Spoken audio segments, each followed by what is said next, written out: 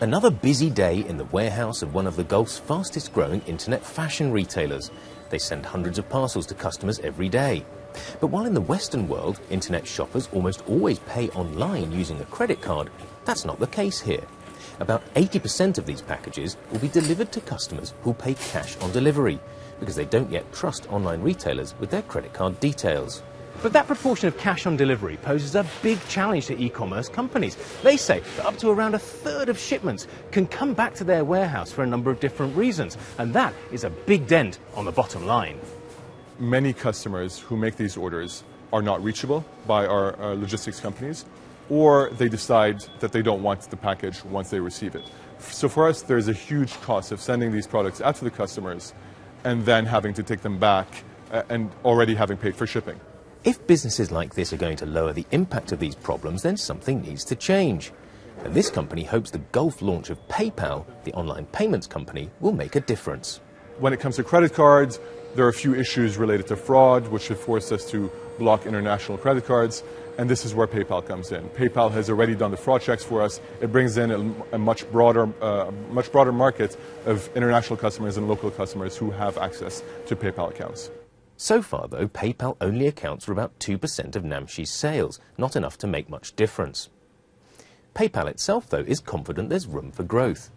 It estimates online shopping is worth $9 billion in the Middle East and North Africa, and expects that to grow to $15 billion by 2015. Today, most of it is people buying outside. The opportunity is making the people buying locally and giving them a chance to transact, to find the right product or service in the region rather than going to Europe or the US. So the Pocket TV is one of the world's smallest microcomputers, and it runs Android on it. So you plug it into the back of any regular television and you create a smart television solution. This UAE startup company exports its locally designed products to consumers all over the world. It says PayPal helped get round problems with existing payment methods, but it's not been simple.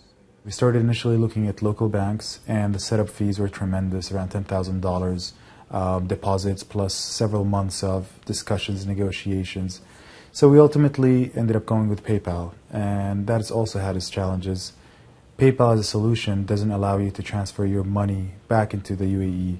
You have to set up a US bank account and transfer your money to the US and then funnel it back into the UAE, which is a very convoluted process, requires IRS application forms and setting up corporations in the USA, etc. So it's been quite a challenging setup altogether. It's still easier than dealing with the UAE local payment gateways. PayPal's told Ahmed it's working on getting local bank deposits up and running soon. Back at the online fashion retailer, they're adding the latest ranges to their online catalogue. And making it easier for customers to pay in advance for the latest trends is one more step towards improving the picture for online businesses in the Gulf.